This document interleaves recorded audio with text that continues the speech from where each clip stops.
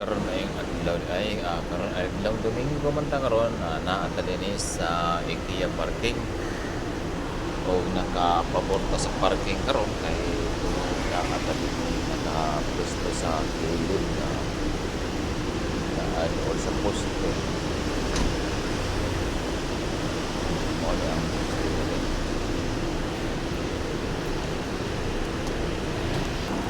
Mo na kanindot kay ang parking ana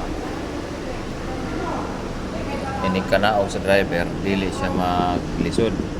kay naay poste ang pagitan sa duha ka sakyanan.